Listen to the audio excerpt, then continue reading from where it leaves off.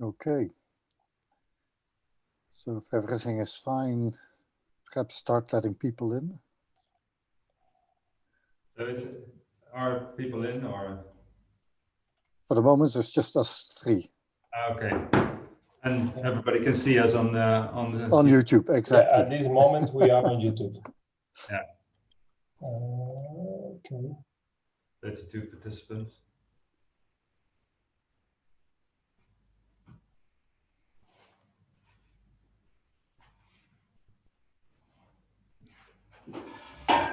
Okay.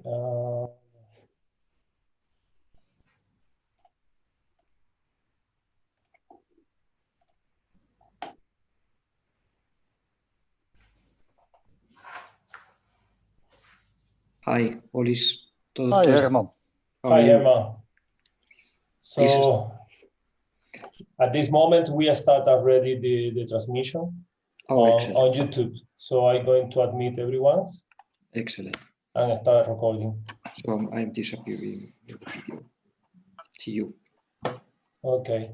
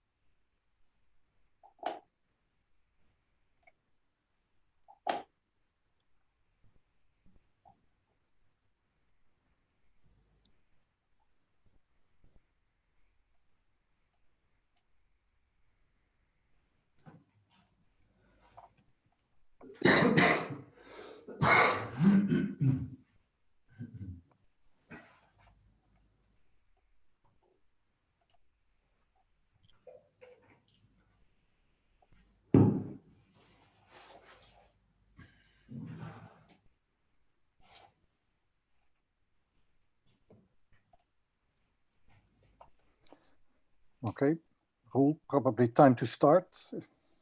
Yeah, that's fine for me. Okay, that's fine for me. Great. This is up to you. I start recording. Just 1 minute. So I'm connecting. Yep. So we are recording right now. It's on your hand. Go ahead, please.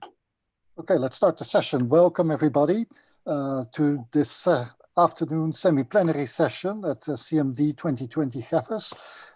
My name is Kees van der Beek of the EPS Condensed Matter Division and from the Université Paris-Saclay in France, and I will be the chair for this session. So we will be listening to Roel Dullens, who is a full professor in the Department of Chemistry, Physical and Theoretical Chemistry in the University of Oxford.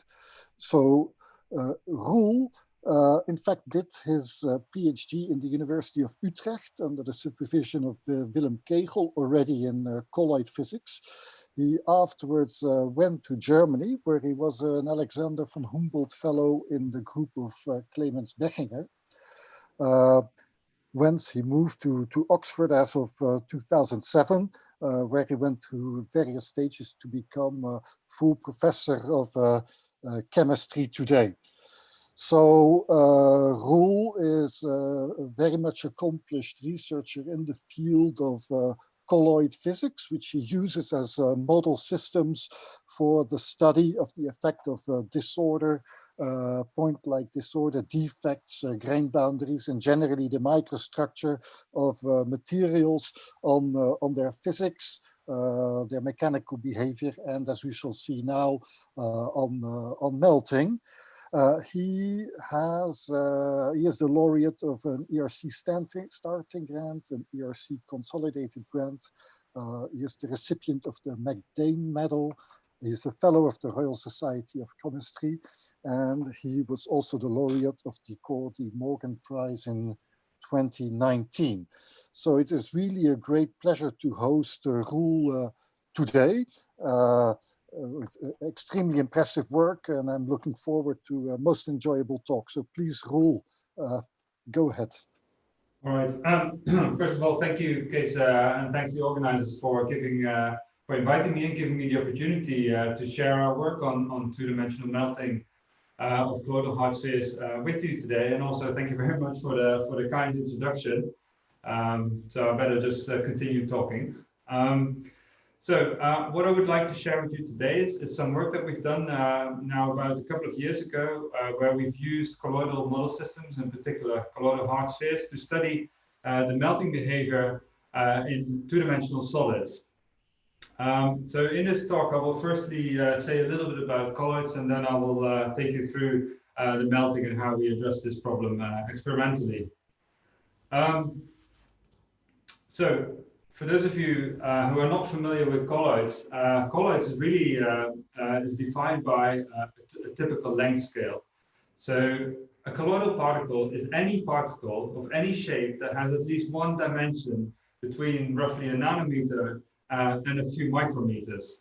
And to illustrate this, I brought this sort of scale bar here, where on the left-hand side you see sort of the subatomic length scales, and at some point here where you go to 10 to the minus 9, so 1 nanometer, you enter the colloidal regime. And that continues up until sort of roughly a few microns. And one example here on the larger end of colloidal particles is, for example, red blood cells.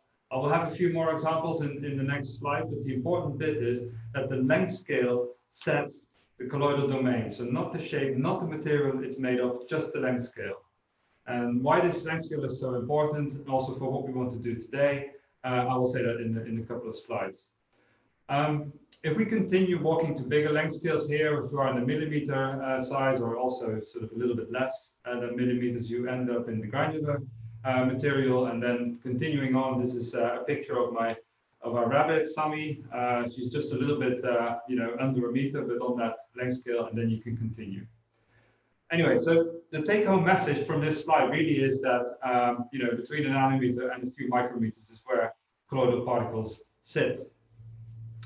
Now, colloids are found throughout life, in daily life, everywhere. And probably this morning when you drank your tea or your coffee and you put some milk in there, that's the archetype example of a colloidal suspension, where if you make a microscopic picture, say an electron microscopy picture, you'll find that there are sort of little fat globules in there with a typical size, as you can see, of about a micron. So that renders milk a colloidal suspension.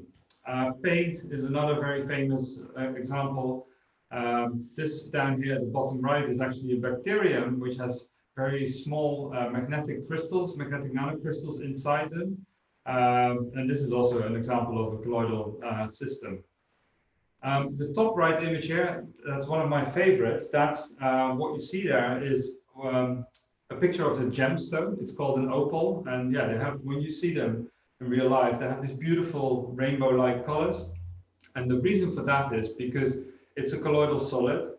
If you make an electron microscopy pictures, as you can see here, you can see all the little colloidal particles. And they're just a little bit below a micrometer. But the point is that the lattice spacing in an opal is on the order of the wavelength of visible light, which is why you get these beautiful iridescent colors when you illuminate them with white light. Now, this is about colloidal suspensions in daily life, but of course also from a chemistry or physics or a science point of view in general, they're also really interesting because they behave as superatoms. Now, this is of course something that's going back to Einstein in 1905 in one of his famous papers, where he basically said, well, he wrote it in German. My German is a bit rusty, but the point is that the point that he made is that according to his theory, as shown here in red, that a dissolved molecule is differentiated from a suspended body, a colloidal particle, only by its dimensions. Yeah, so he's basically saying here that colloidal particles basically have the same sort of statistical mechanics as colloidal and molecular systems, as atomic and molecular systems. And the reason for that is that they are small enough. Yeah, between a nanometer and a few micrometers, they're suspended in a liquid, and they're so small that they still exhibit this Brownian motion because of the bombardment of the solvent molecules onto this particle. And because they exhibit Brownian motion, they scan phase space in the same way, in a similar way, I should say, as atoms do. So that's why they can spontaneously self-organize into what we would call colloidal crystals, colloidal liquid, and colloidal gases. This has also been seen, well, you can ask yourself the question, if they do form colloidal crystals, liquids, and gases, what's the advantage of studying these colloidal particles?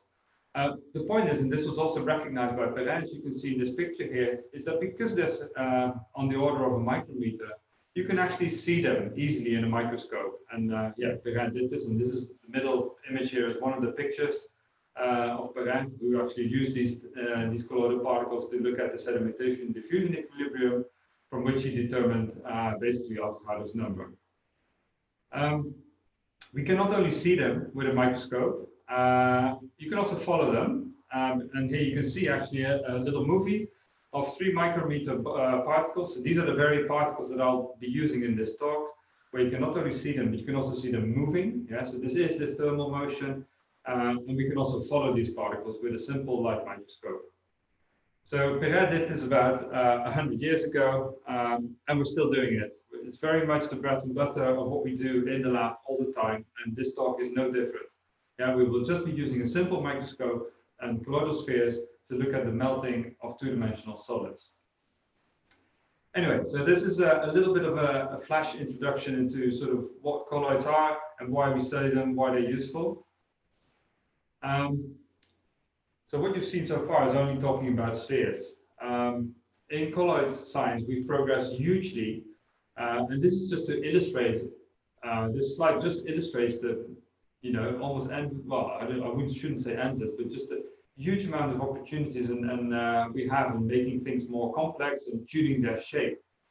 These are just taking these images are taken from two papers about just over 10 years ago, where we can now make bowl-shaped colloids, we can make cubes, we can make these branch things, we can make colloidal molecules, as it were, by gluing different particles together. We can make them active, we can make them patchy, we can make rods, ellipsoids, we can make bananas nowadays. So we can do a lot of different things.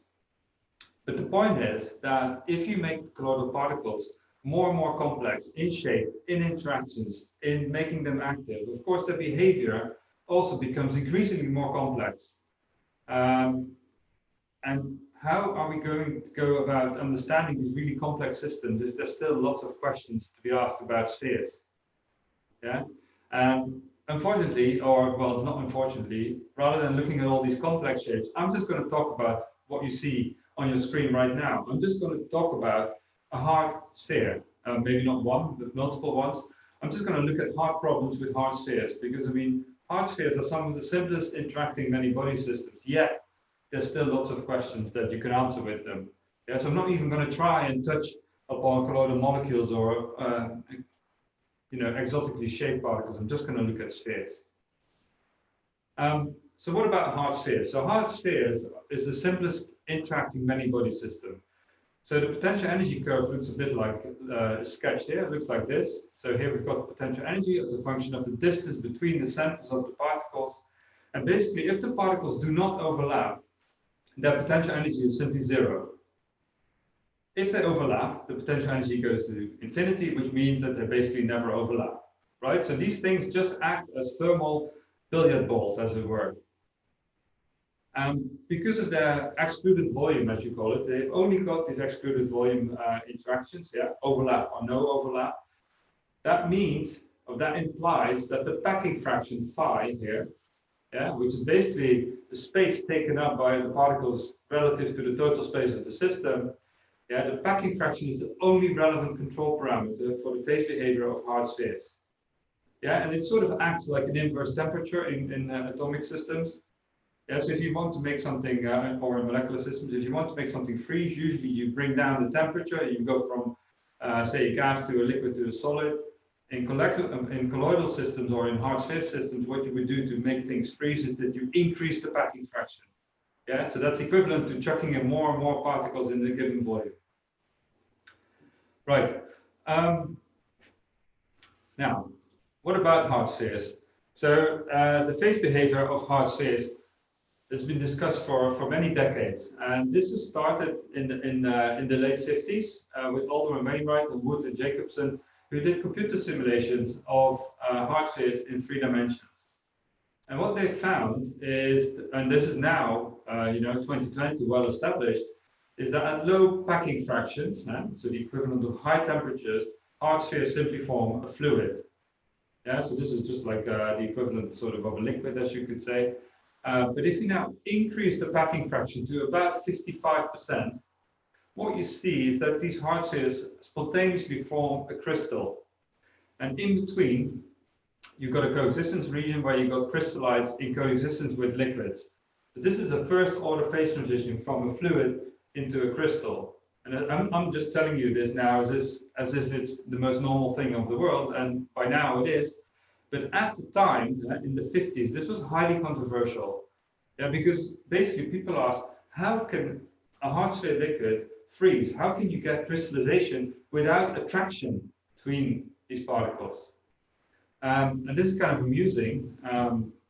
It's an amusing story because if you go back and look at these papers and look at these books, the way it was resolved is by a vote.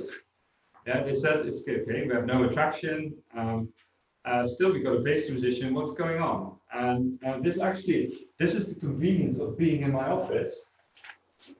It's actually in this book here, in the Many Body Problem book, very worthwhile reading. And it has a transcript of one of the Solvay conferences in 1957, where, for example, Uhlenbeck here said the transition goes a little bit against intuition, and that is why so many people have difficulty with it, and I'm one of them. In contrast, Kirkwood here said, I think it's quite unnecessary to have an attractive force to achieve a crystalline phase. And you can produce simple intuitive arguments for that. And they basically couldn't agree. And as I said, they took a vote simply on whether on the fact whether hard spheres can freeze. So they took the vote, and the vote actually turned out to be even. And I think a few years later, they took this, another vote, and it was even again. And if you go to, I don't know exactly which page it is, but there's page something, you can literally see the line by line discussion they had during this conference to decide whether hard spheres could freeze or not. So it's highly recommended. Right, so simulations showed or suggested that these hard spheres could freeze without attraction. The experimental verification of this only came another 30 years later. It was done using colloids, using colloidal hard spheres. So colloids are one of the ways you can really realize hard spheres in an experiment. And this is a seminal paper by Peter Pusey and Bill Vermeer in 1986. Very famous paper in our field. And yeah, they literally use these plastic balls in a solvent to show that these spheres, hard spheres, can indeed freeze. And you can see that here by the series of cuvettes, where to the right you see the packing fraction increasing. And what you can see on the left is sort of an opaque, but not so, yeah, just a bit of scattering in the suspension. But then what you can start seeing here is you can see these beautiful Bragg reflections, not, exactly similar to the natural opal that I showed before, which is reminiscent of the fact that there's crystallites in this sample.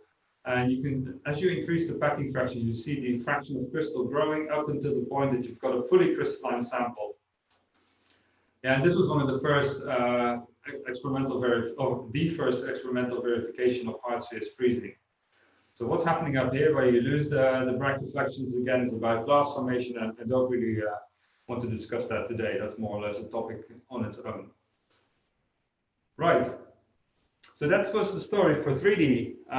So now what's the deal in 2 dimensions?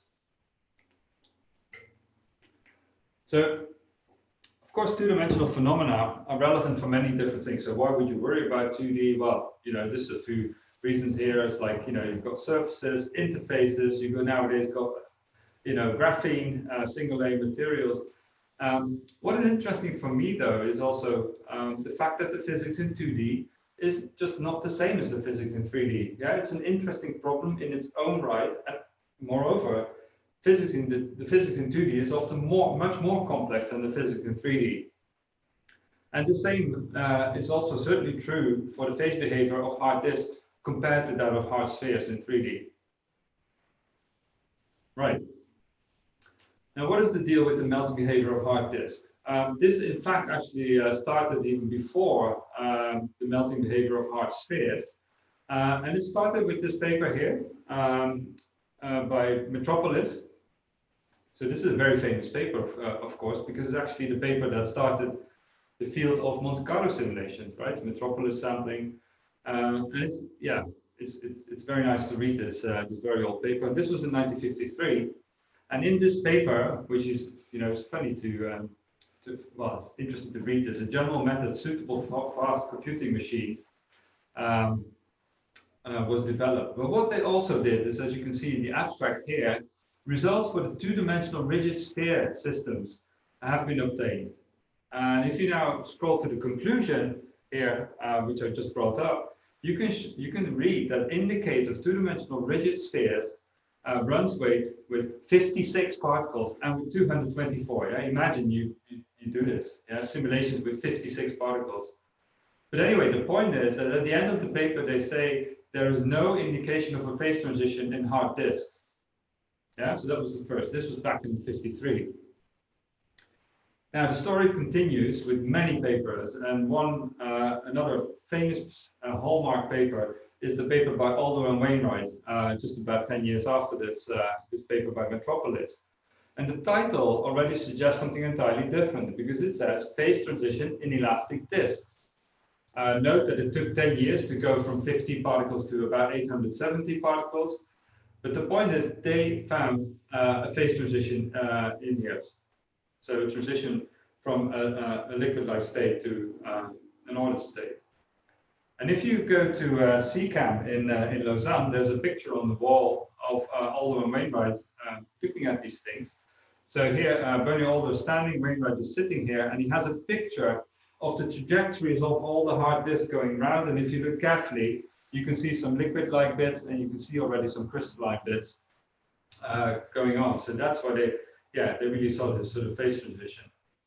As you can see in the caption of the picture, we've got Alder here, Wainwright here. So this is Marianne Mansai, who's actually not one of the authors of the paper, but she did all the coding. She wrote all the computer code to do the simulations, and she was actually mentioned in the acknowledgements, but of course she played an integral part to this, the behavior of hard disks. Now, these two papers are just the start of a very rich history of simulation history on the behavior of the melting behavior of hard disks. And this is by no means a complete list, and I've got most of this list from Marjolein Dijkstra in Utrecht, so thanks for that. And there are many, as I said, there are many more papers, but I just want to point out three things here. So it started with this Metropolis paper in the 50s, and here we are in 2006, and there are more recent papers, of course, as well. First of all, you can see that the number of particles has gone up from hundreds to thousands, tens of thousands, to millions nowadays. So now we can simulate massive systems. The other thing which is interesting to see is that, it's kind of a mess. There's just no real consensus on what the behavior of hard disks is.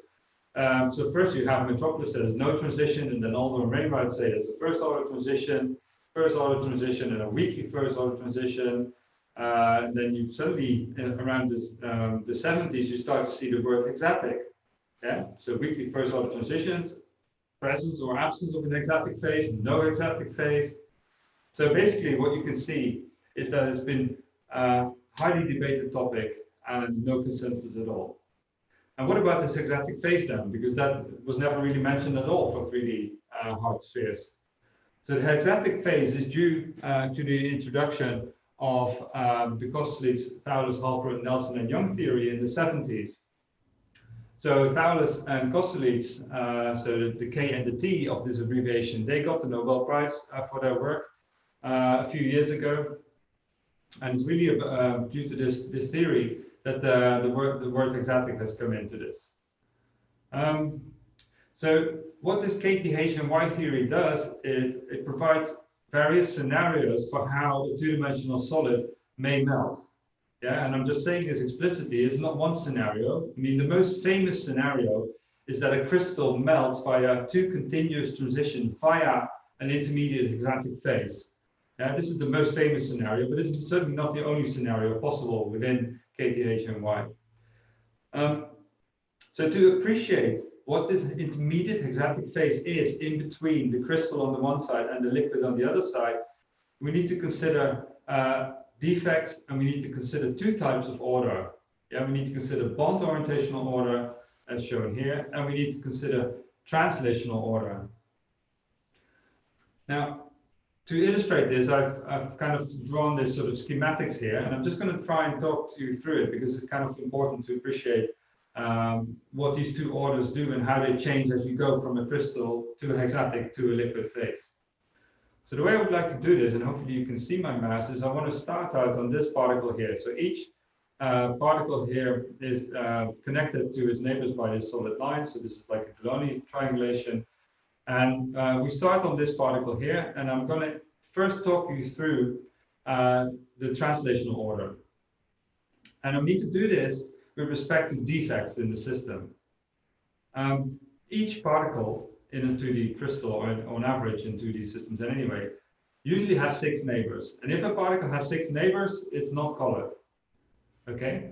Now you can see here a red and a green particle. So the green particle has 5 neighbors, and the red particle has 7 neighbors.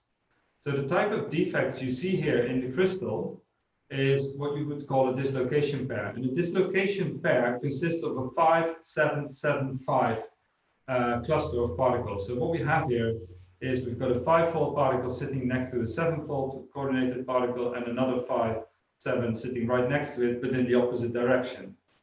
So I've got a 5-7 pair and another 5-7 pair in the opposite direction, right next to each other, and you call this a pair of 2 dislocations. So that's what you call a dislocation pair, and the presence of dislocation pairs in 2-dimensional crystals does not affect the translational order, neither does it affect the bond orientational order.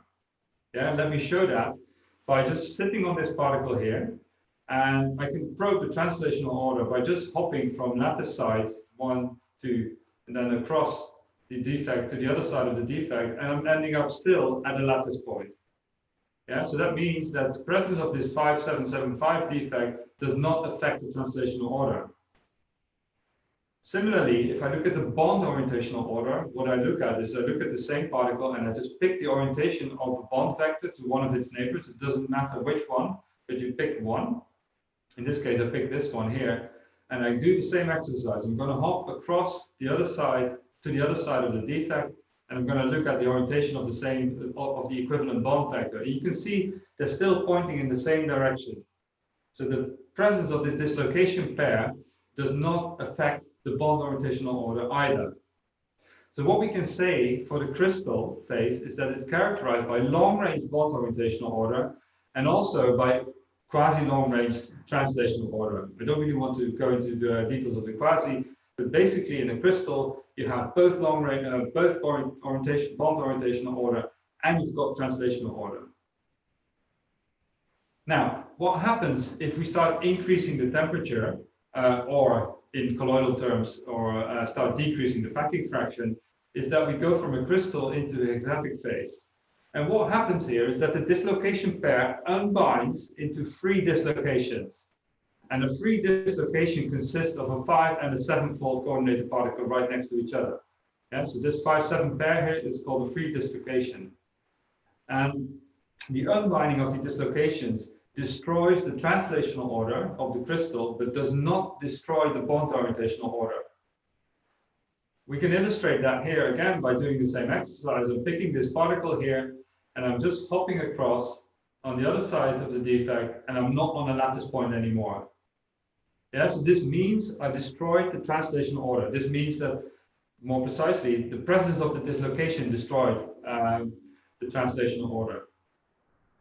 However, we did not destroy the bond orientational order, because if I do the same exercise again, I start looking at this bond vector here, go across to the other side, and I just look at the bond vector of the nearest particle. This is still pointing in the same direction. So the presence of 3 dislocation does not disrupt the bond orientational order. So the hexatic phase is characterized by short-range translational order, that's destroyed, but it still has quasi-long range bond orientational order. Yeah, that's the hallmark of the hexatic phase. And then if we continue to increase the temperature or decrease the packing fraction in terms of hard spheres, then we melt the system further into a liquid. And of course, what we kill then is that we also destroy the bond orientational order. What happens in terms of defects going from a hexatic to a liquid phase is that the dislocation actually unbinds into 3 disclinations, which is basically here a 5-fold disclination. So these are isolated 5-fold coordinated particles or 7-fold coordinated particles. And just to finish the argument, is that, sorry, let me just go back. We can do the same exercise here, where we start on a lattice, well, sort of lattice point. We go across to the other side, and here we're not on a lattice point anymore. So we've got short range, the translational order, but also the orientation of the bond vectors on this side and on the other side is completely different. Yeah, so in the liquid, you don't have bond orientational order and translational order. In other words, both of them are short range. But this is something that I will come back to at the end of the talk once we start characterizing the different phases that we see in our experiments. Okay, so this was KTH&Y theory and the idea about the hexatic phase in relation to the presence of defects. What about experiments? Well, so there have been lots of experiments, and in particular, I should mention the experiments in Constance in the group of Georg Marat and also Peter Keim, and they've done loads of very nice experiments on superparamagnetic systems. So these are not hard sphere systems, and they see the KTH&Y scenario with 2 consecutive continuous transitions, including an hexatic phase.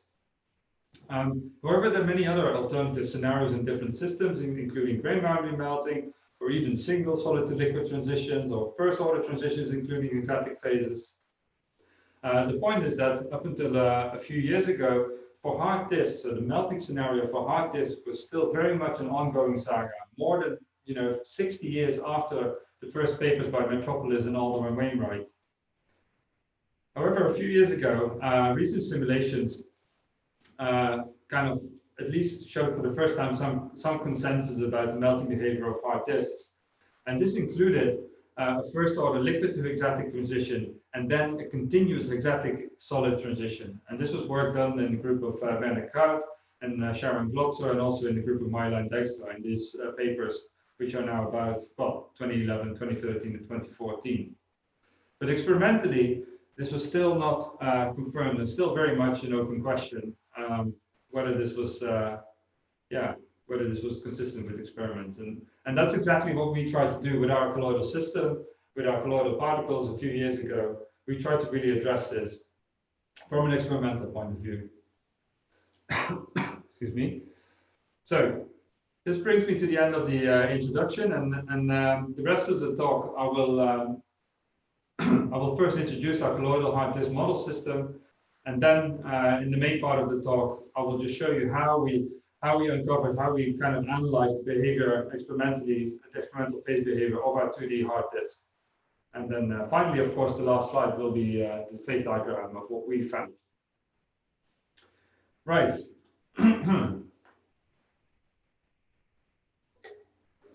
So what about our particles?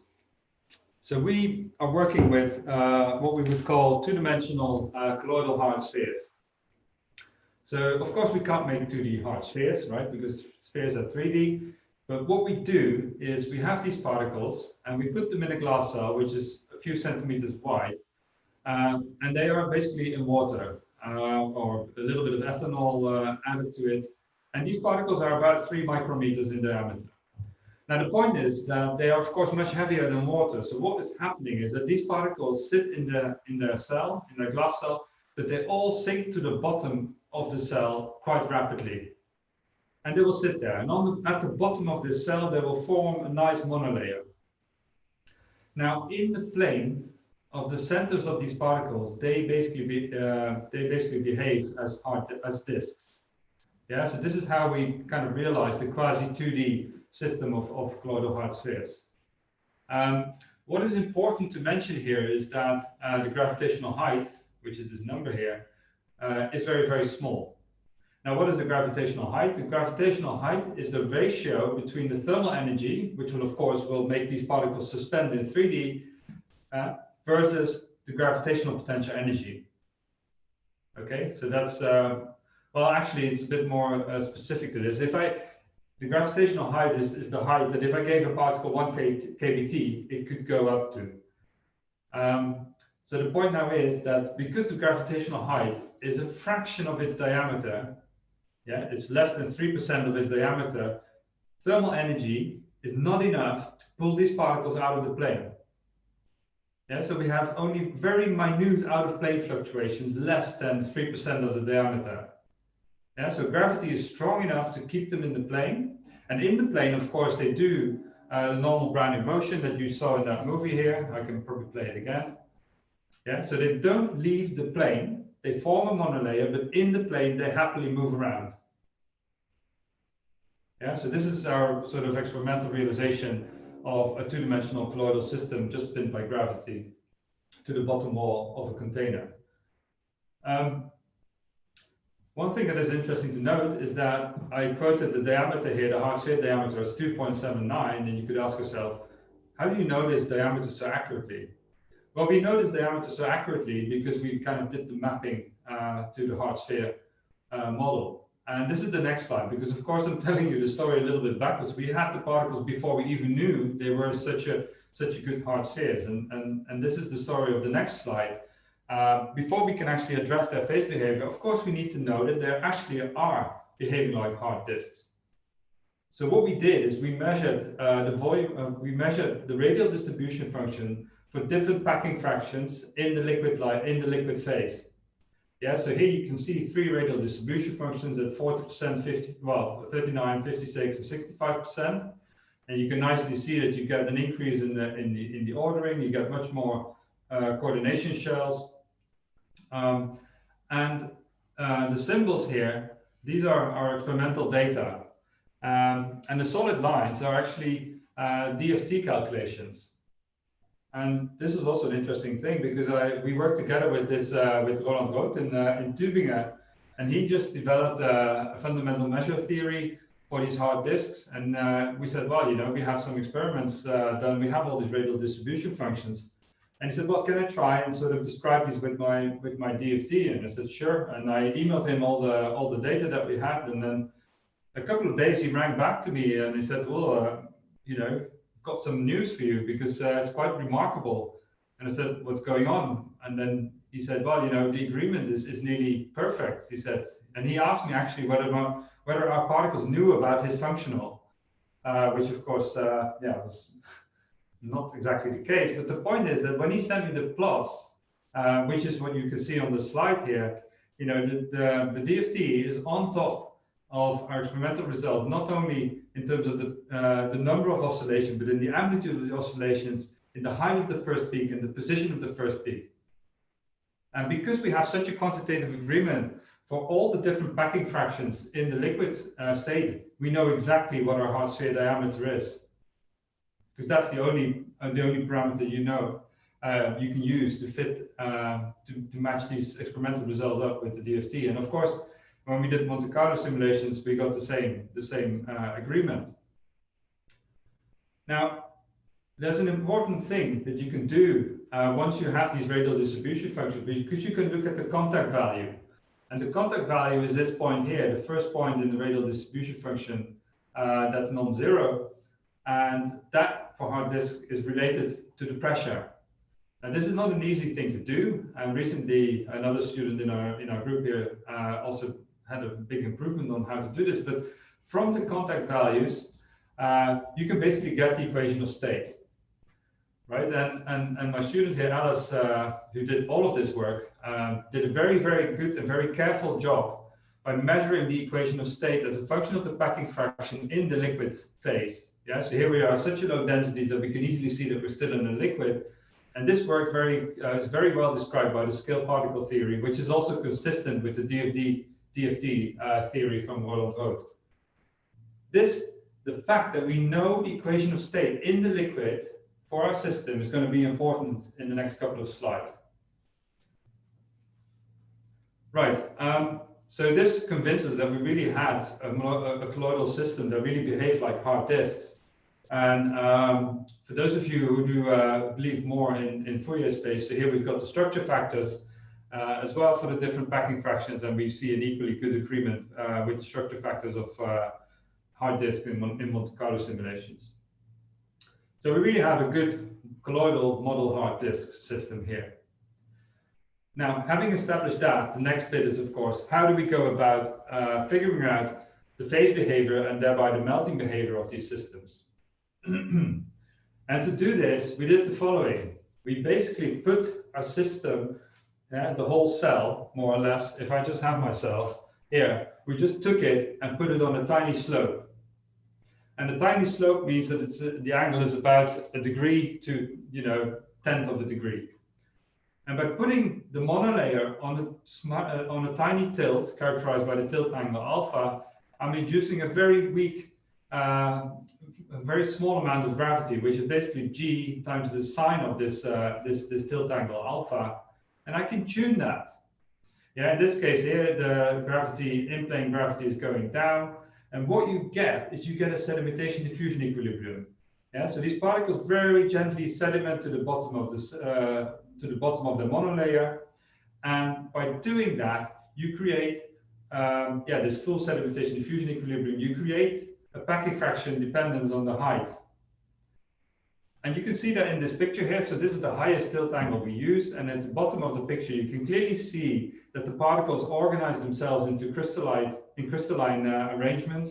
And as you go up, you see that the packing fraction decreases. At some point, this becomes liquid-like, and here even sort of gas-like.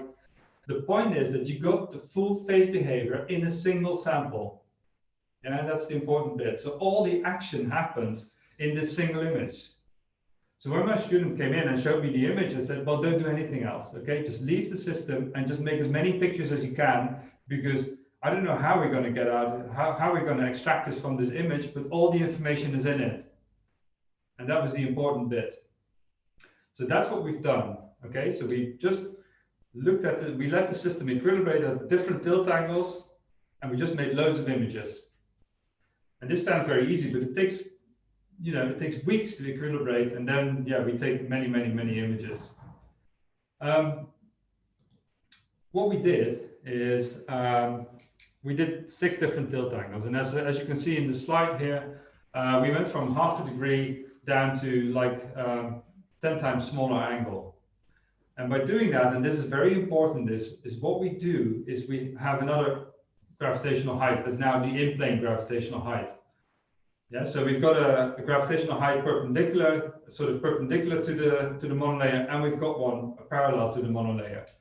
And the one parallel to the monolayer, of course, goes like 1/g times the sine of this tilt angle. And the important bit is that you want to make this gravitational height as big as possible, because then you smear out your phase behavior over very large distances. So what you want to achieve is that your packing fraction very slowly decreases with height. Yeah, so you get a very good resolution in terms of packing fractions. Yeah, so if gravity is very, very strong, you can go from a crystal to a liquid in just a few diameters. And this will be very hard to resolve. But if you make the tilt angle very, very tiny, and you go from the crystal to the liquid in very tiny steps of the packing fraction, we have a very good resolution. And this is what we tried to achieve, and this is why we went for very small tilt angles, where you can see that the gravitational height is almost 60 micrometers. And this is very important. So what do you measure, right? Once you have a system like this, where do you start? Well, the first and the most obvious thing to measure is just measure the packing fraction as a function of the height, which is what we show here for a small tilt angle. And just to show you what sort of length scales we're talking about, the whole sedimentation profile extends almost up to 1 millimeter, right? And we go from a packing fraction just above 0.7 down to 0. And what you can see is that for this very high packing fraction, because we're such a small tilt angle, we've got loads of points in terms of phi. We've got very good resolution in terms of the packing fraction here. Now, interestingly, this packing fraction is related to the equation of state by integrating it. So on the right-hand side of this equation, this is something we measure. We can integrate this thing. And then we've got basically the equation of state times the gravitational height. Yeah, and that's shown in the right-hand side here as a function of the packing fraction. And this is a key thing, because you could ask, I mean, I would ask myself the question, how did you measure that tilt angle so accurately? Well, first we put an iPhone on the microscope, and then we upgraded this to a digital spirit level. But eventually we found a way to actually measure it directly from the density profile. Because the point is that the right-hand side of this equation is just only dependent on the density profile, which we directly measure. But if you recall the previous slide, we know this bit of the left-hand side. This is the equation of state. And in the liquid, we know that this is scale particle theory. So we know this expression analytically. We measure this one. So the only unknown in making those two fit is the in-plane gravitational height. Yeah, so by comparing this, we can actually measure this in-plane gravitational height. And the only unknown in the gravitational height here is the tilt angle alpha. So if we do this exercise in the liquid, so for relatively small packing fractions, we just measure that very small tilt angle directly from the data, which is very cool because, you know, in the end of the day, it's all about what the colloids tell us, not what the digital spirit level tells us. So that's how we obtained all these tilt angles. Now, one thing that we could see here, if you just look at the fit of this scale particle theory, that's what this red dashed line is. It really works quite well. But up to high packing fraction here, you start to see that it deviates a bit. And when we first looked at it, we thought it was probably nothing, probably a bit of noise. But then later we realized, you know, maybe this is actually something. And now that we know how to get the gravitational height, we can actually measure all 6 tilt angles, and we can average all the data. And that's shown in this slide here. So on the left-hand side, excuse me, I'll just go back. On the left-hand side here, you've got the density profile as a function of the rescaled height now. So now every tilt angle is on here because we rescaled it with respect to the gravitational height, and we can average. And the red line is sort of is the scale particle theory in the liquid bit. And then we can do the same trick because we can integrate this thing and we get the equation of state much more accurately, because now we're averaging over all 6 different tilt angles that we measured. And now what we already saw in the previous slide really materialized. We actually got a discontinuity in the equation of state here. Yeah, so you can see that here, and then there's a bit of a jump in the pressure, and then you continue with it. And you see that clearly when you zoom in. So we've got a single discontinuity in the equation of state at a packing fraction just below 0.7. And this is clearly indicative of a first order phase transition. Yeah, and at the lower packing fractions here, we've got a liquid. So we know that we have a first order phase transition from a liquid into something. Okay. Yeah. It's 4:30, so you have nominally between 5 and 10 minutes, depending on the number of questions. But I think you're running out of time, so I'm prepared to go to 10 minutes approximately, which will reduce the amount of questions we can take. So yeah, just so you know. The second bit will go a bit quicker, so that's fine. So the point is that we have a first order phase transition, but we do not know what the phase transition, the nature of the different phases, so liquid, hexatic, or crystal. And to do that, we need to come back to this bond orientational order, which distinguishes between liquid on the one side and hexatic and crystal on the other side, and translational order, which distinguishes liquid, hexatic versus crystal. And to do so, we looked at these time correlation functions. And the important bit here to take home is that we looked at the bond orientational correlation function in time, which in a liquid decays exponentially, okay? Because there is no bond orientational order in the liquid. However, in the hexatic and in the crystal phase, it decays algebraically and it's constant. And this is how it looks if you look at the bond orientational order correlation function as a function of time, where you can see in the liquid phase, they all decay exponentially. And then at very high packing fraction, it's more or less constant. And in between, you got the different colors for the different packing fractions. We get indeed this algebraic decay.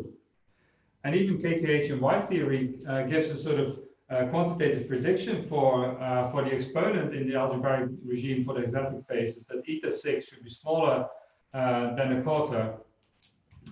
Excuse me. And we even may see this. So this bond orientational order correlation function really seems to have a solid, a liquid, and a hexatic. But you should also look at the translational order, which is what we did here with the modified Lindemann parameter, which is more or less a mean square displacement. Now, the modified Lindemann parameter scales like t to the power of beta, where beta is 1 for both the liquid and hexatic phase, and it's 0 for the crystal. Okay, and again, you can see the 0 here, and you can see the t to the power of 1 here as well. So this is also not inconsistent with having liquid, hexatic, and a crystal. But what you really need to do to figure this out is you need to put the bond orientational order and the translational order together on the same plot. And this is in this key slide. This is one of the main results here, where, yeah, it's quite busy. But what I plot here as a function of the control parameter phi, I have here eta 6, which is a measure for the bond orientational order. And here on the right-hand axis, I've got this exponent beta, which characterizes the translational order.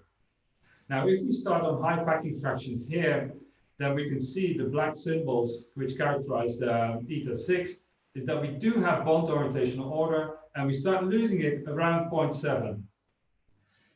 For beta, which characterizes translational order, on the right-hand side again, for high packing fraction, we do have translational order, and we start losing it here. Now, the key thing is that because these two curves are not on top of each other, it means that we lose the translational order before we lose the bond orientational order. In other words, at very high packing fraction, we've got both translational and bond orientational order, which is consistent with the crystal. At very low packing fractions, we haven't got any of them. So we have no translational order and no bond orientational order. But in between, you lose that translational order before you lose the bond orientational order, which means that this is the hallmark of the hexatic phase. And we could do a little bit better because of this quantitative prediction for where eta 6 should, where the hexatic phase stops to exist, is when eta 6 divided by 2 is 1/8, which is exactly here. And that totally coincides with the jump in the equation of state. So now we know that here we've got the liquid, which goes as a first order phase transition into the hexatic, and then there's a continuous transition into the crystal. So that's something we can now infer, and that's sort of the key summary of the second bit. And finally, what we did is to confirm that the liquid hexatic order is first order. If that is the case, you expect to observe an interface.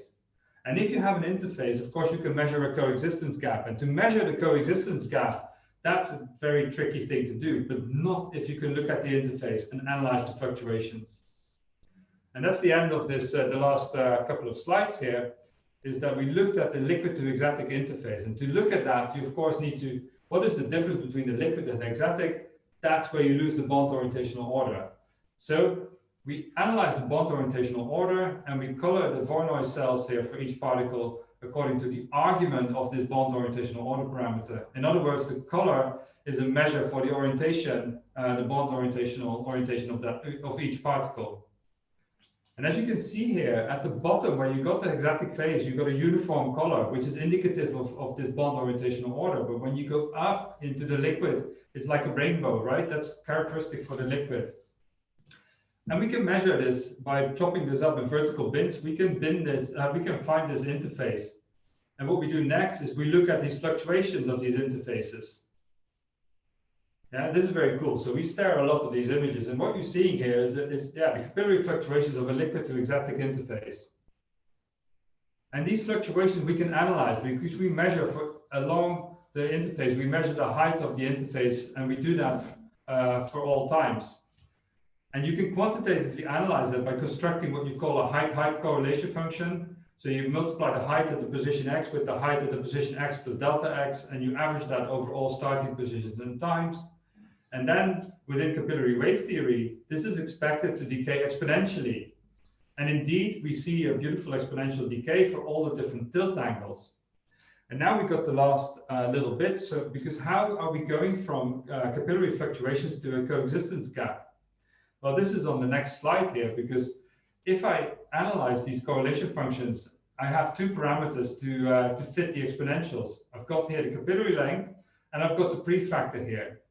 Now, both of these depend on the capillary length and the stiffness, and you got that here as well.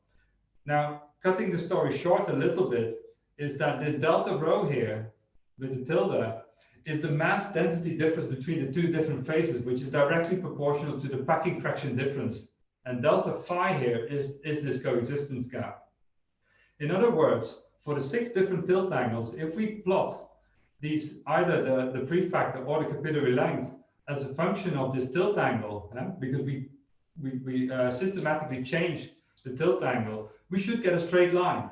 Well, if we plot this prefactor as a function of the square root of this thing, or the capillary length as a function of the square root of this thing, we should get 2 straight lines. And if we do get these straight lines, then the slope is a direct measure for the coexistence gap, and we don't even need to calculate the packing fraction directly. And that's sort of my last slide, because here are these 2 straight lines. And as I said, I'm just telling you the story backwards, because we saw these straight lines before we even measured the equation of state. And for you, these may be the most boring plots, but for us, these were the most exciting straight lines I've ever seen. Because the fact that we had 2 straight lines here meant that we had a first order transition going on in our system. And also we could measure the coexistence gap quantitatively from the slopes. And if you do that from these 2 slopes, we find a coexistence gap of about 2%, which is actually a very good agreement with what we found with our equation of state, and also with what was reported in these simulations. Right. So wrapping that up, I'm coming to my last slide. That's the sort of the summary of the phase diagram that we found. So with our colloidal hard sphere, 2-dimensional colloidal hard sphere system, and analyzing the correlation function, we confirmed the presence of liquid, exatic, and crystal phases. The liquid to exatic transition coincides with the discontinuity in the equation of state, so that is a first order transition, but we do not have evidence for another first order transition at higher packing fraction. Therefore, we deem the exatic to crystal transition to be continuous. And from the interface fluctuations, we measure the width of the coexistence gap to be about 2%. And that's sort of what establishes the phase behavior of hard disks experimentally. And that's sort of what I just said, using the sedimentation-diffusion equilibrium and measure the time-resolved correlation functions and the fluctuations. We've now fully established experimentally the full phase behavior of these hard disks. And this was published a few years ago now. And let me finish by thanking, above all, Alice, a wonderful PhD student. She's now an Oppenheimer Fellow in Cambridge. And also these people for different contributions and many useful conversations and discussions. And then finally, I'd like to thank you for your attention. Thank you very much, Roel. So extremely inspiring talk.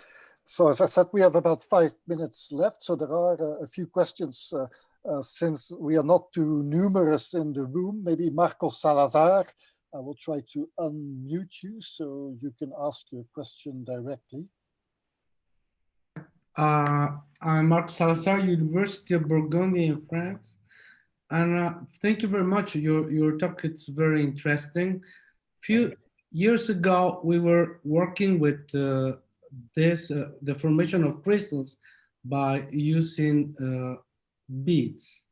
And we obtained the formation of perfect crystals, but the driving force was a piston.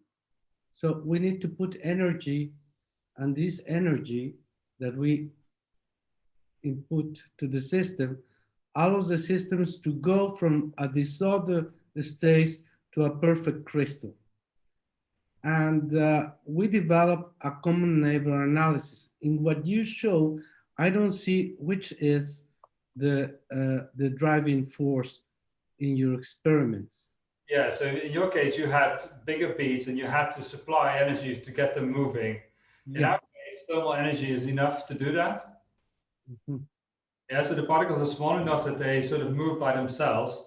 And then it's just, it's an excluded volume driven effect. It's entropy driven phase transition. So if you just pack enough of them in a given volume, they will spontaneously crystallize, and we don't need to actually supply any sort of energy. Okay. Okay. Are there other questions?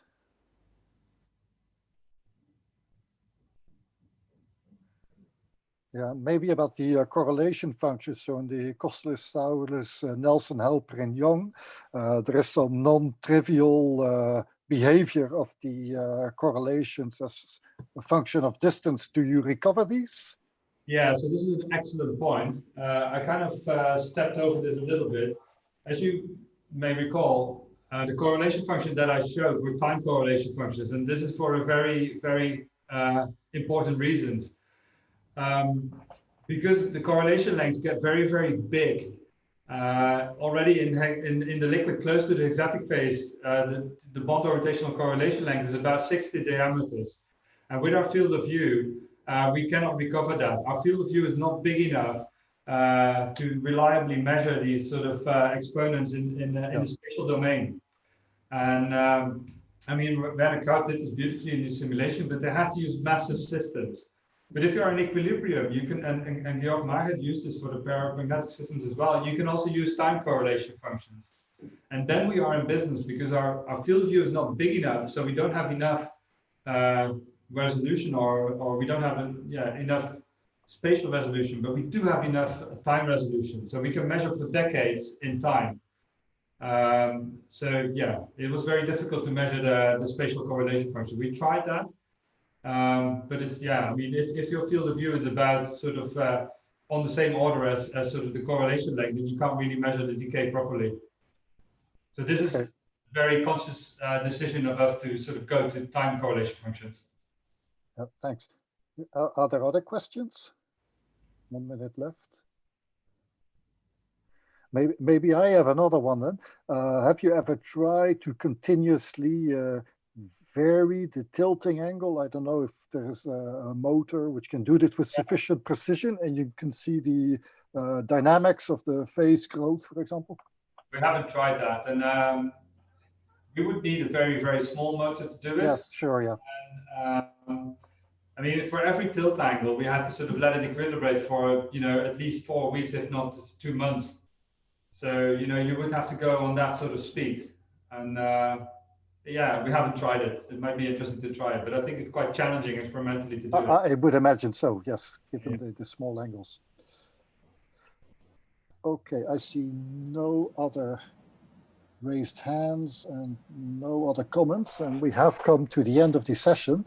So usually we switch all our cameras on so we can see who we are and make a group photo of this semi-plenary. So please do.